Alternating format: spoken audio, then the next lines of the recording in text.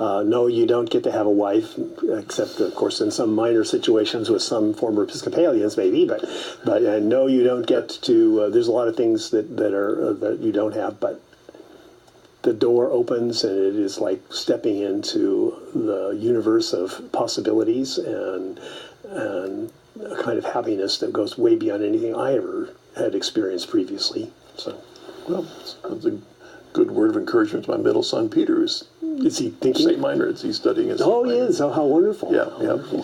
He's there.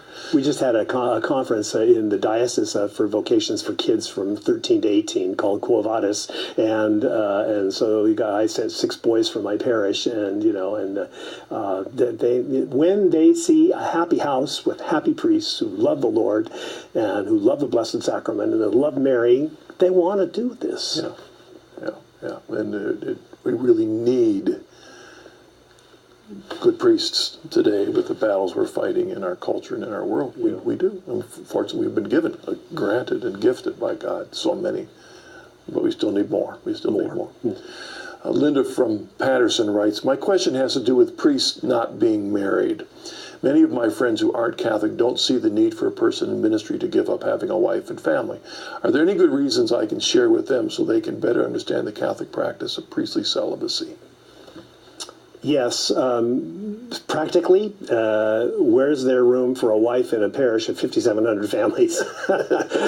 Impractically, that's not the right word, but spiritually, to offer yourselves unreservedly to Christ and to make him your only spouse is spiritually very, very fruitful, and Protestants miss that.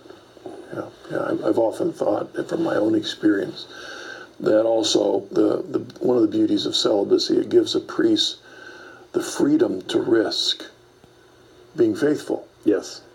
To take a stand for what's true in a difficult culture. I mean, what's the worst that can happen to you? Yeah.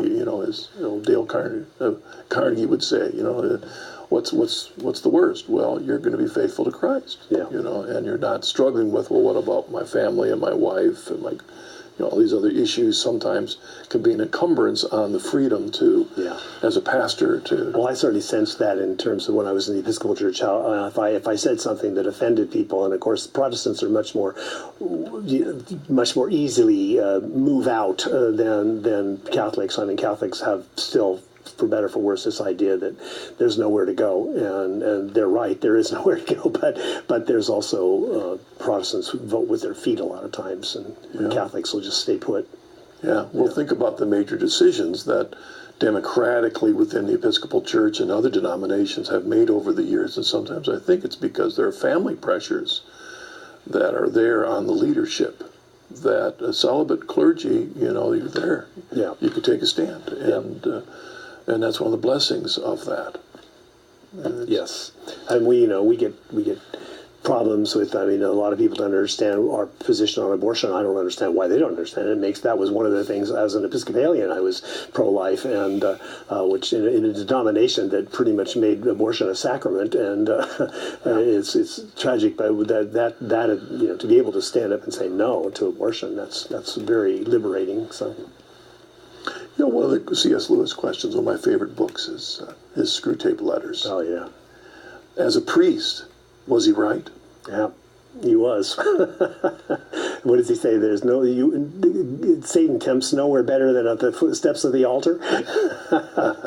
Yeah, that's true. But I mean, when you live in a world that doesn't believe that the devil is there and doesn't do that kind of stuff, then the world is totally at the mercy of what C.S. Lewis is talking about in Screwtape Letters, that kind of manipulation to try and get people to believe things that are absurd and about themselves and about the world, and that's what we see happening all around us. C.S. Lewis was right on in that. He was right on. I use that twice a year as a examination of conscience. I have it on disc in the car, and I listen to it, and then I have to stop, and I got to write that down so I can go to confession, because so easily we were bamboozled by the devil. But even his Mere Christianity, the reason I bring this up is that many would say, well, how do we fit Mere Christianity within the Catholicism? But we're talking about the core of what's essential that unites us. I mean, and he says as much in the book, he says, I'm talking about he did pictures of mere Christianity as the hall, and off the hall are all the denominations, and he talks about how, that's in those rooms where you have dinner and fellowship, and in the hall you're looking, and so he's talking about people who are searching for something. That's what we're drawing them to, and of course. And that, of course, is an insight for me too. The church is the invisible church was one of those theological ideas that I could not ever come to terms with or peace with, and I think that was that catapulted me ultimately to the Catholic Church. It's just the church is not invisible. The church is in a particular place at a particular time, or it doesn't exist at all. Yeah, I mean, the way that I've looked at the Mere Christianity is that Mere Christianity is true, but the fullness of everything he writes about in Mere Christianity, the fullness of each of those things is found in the Catholic Church. Yeah.